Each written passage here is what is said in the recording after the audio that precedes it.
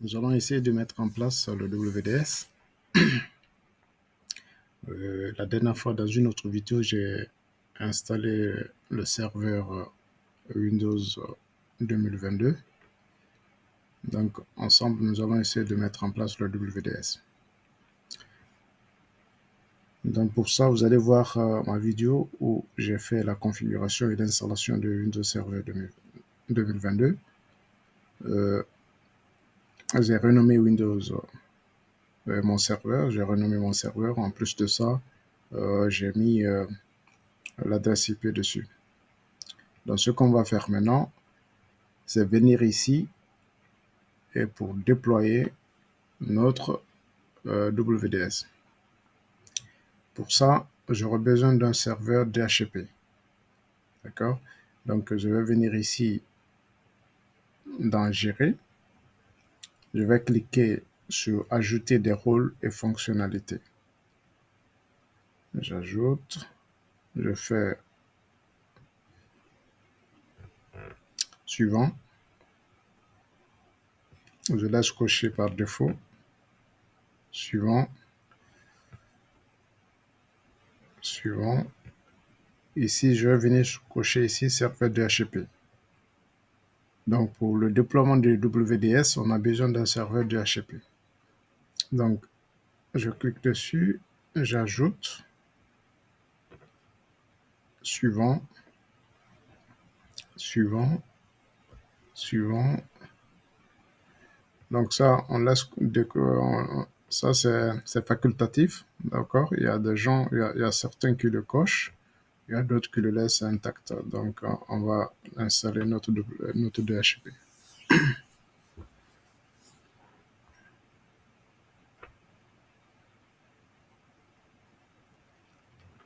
Voilà, le serveur DHCP est installé. Je clique ici pour fermer. Là, le triangle jaune qui est là, il faut installer notre serveur, il faut promouvoir cela et pour que le serveur DHCP soit installé définitivement. Donc, on va venir cliquer sur ce triangle-là. On va dire terminer la configuration DHCP. Et tant que vous ne faites pas, le DHCP ne sera pas opérationnel. Donc, on clique dessus et on va le valider. Fermer.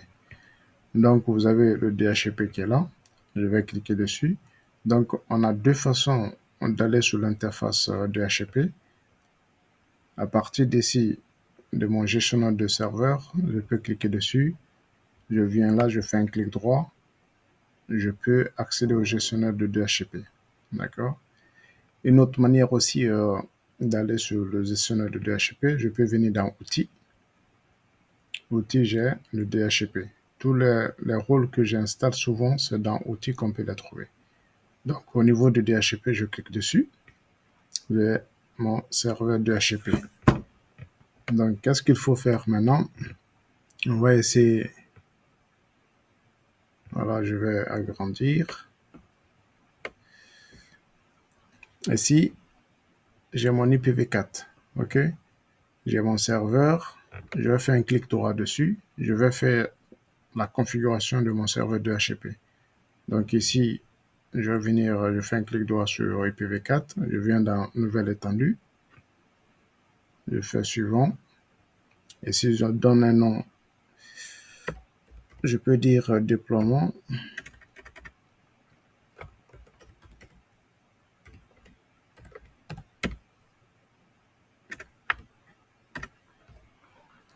Et si la description, je peux dire WDS. D'accord? Et ça, c'est pas obligatoire. Et si je peux donner des pools d'adresses ici, si je prends une classe, une adresse IP de classe C, j'aurai 1. Je vais dire de 1 jusqu'à 50 ordinateurs. D'accord? De 1 jusqu'à 50. Ici, la longueur, vu que nous avons pris une classe C, nous avons ici /24. Et le masque, c'est 255 D'accord? Je fais Suivant. Ici, si on veut mettre des exclusions ici, supposons que je veux exclure quelques adresses IP, je peux faire ici. Soit c'est une adresse IP que je veux exclure, je peux le faire ici. Sinon, je peux prendre aussi une place d'adresse. L'exemple, si je veux exclure dans les pools d'adresses que j'ai donnés, 168.1, je vais exclure par exemple 10, je peux ajouter 192.170, c'est-à-dire je ne veux pas utiliser ça. Si je veux une place que je veux exclure, je peux faire ça aussi. Supposons de 11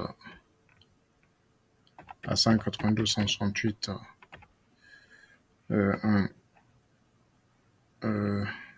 16 par exemple. Là, je peux ajouter ça aussi, d'accord? Donc, c'est à nous de voir l'exclusion. Ça nous permet, par exemple, si on veut réutiliser une adresse IP, on ne veut pas que le DHCP utilise l'adresse IP là, on peut l'exclure. Après, on peut revenir dessus pour pouvoir l'utiliser. Donc, on fait suivant. Ici, ça, c'est le bail. Donc, le bail, je peux le mettre à 8 jours. C'est 8 jours par défaut. C'est à l'administrateur de choisir. Tu peux même choisir 4 heures, ainsi de suite. Donc, on va aller sur 2 jours. Je fais suivant. Donc, ici,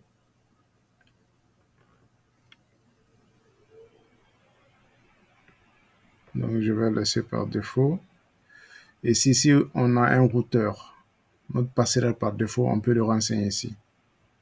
D'accord? Ça aussi, c'est pas obligatoire, mais si vous voulez, vous pouvez renseigner votre passerelle ici. Suivant. Ici, le DNS. Maintenant, ici, on n'a pas de domaine, d'accord, pour le moment, parce que l'installation de WDS qu'on veut faire, c'est une installation autonome. Donc, on n'a pas besoin d'Active Directory ici pour mettre en place le WDS. Donc, on va aller suivant. Suivant. Voilà, on active et on ferme. Donc, ici, si vous venez là, vous allez voir dans l'étendue, dans les pools d'adresses, la plage qu'on a pris, d'accord, de 1 à 50. Après, vous avez ici les autres adresses qu'on a exclues, les deux là. Donc, dans pool d'adresses, on n'a rien encore parce qu'on n'a pas encore commencé à attribuer le DHCP n'a pas encore d'équipement où il va attribuer les adresses IP. S'il trouvait des équipements, c'est ici on allait le voir, d'accord, dans bout d'adresse. Réservation, c'est possible aussi de créer des réservations. Pour créer une réservation, on peut venir ici. Supposons que j'ai une imprimante que je veux réserver, je veux réserver une adresse IP pour l'imprimante là. Je peux faire un clic droit sur réservation. Je viens ici dans nouvelle réservation. Je donne un nom. Par exemple, si c'est l'imprimante, je peux dire imprimante. D'accord.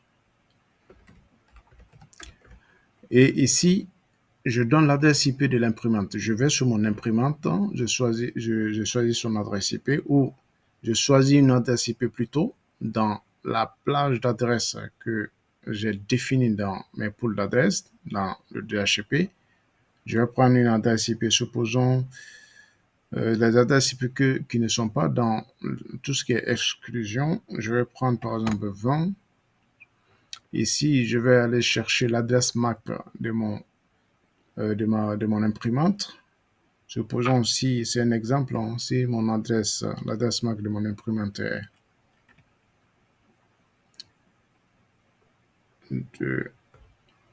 par exemple, voilà.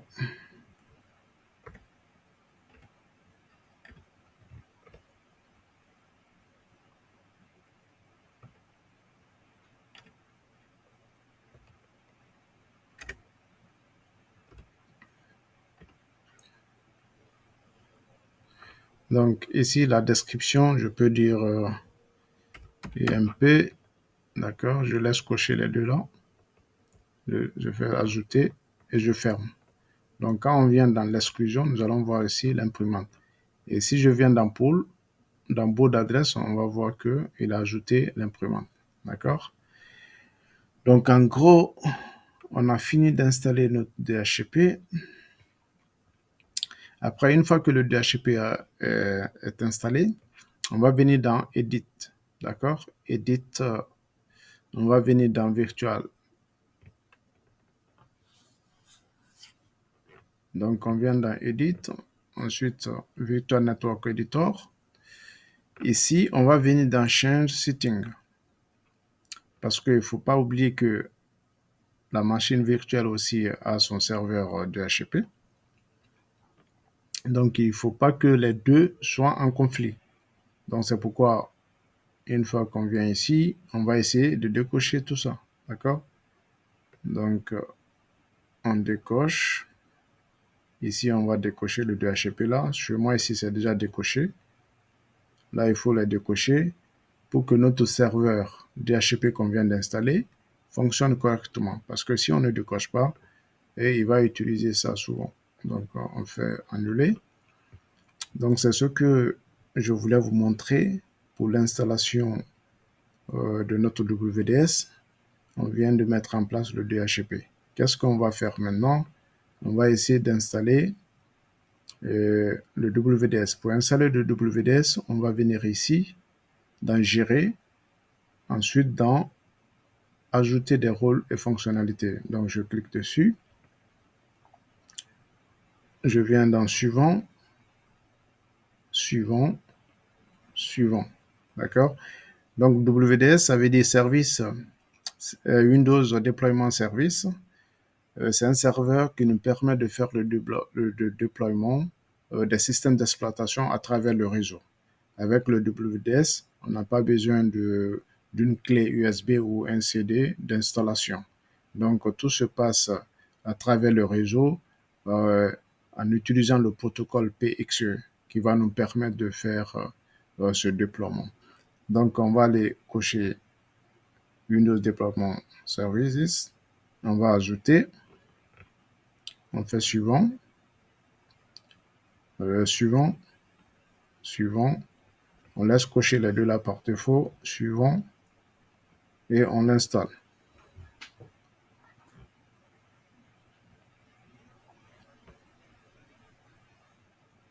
Donc, on va attendre la fin de l'installation.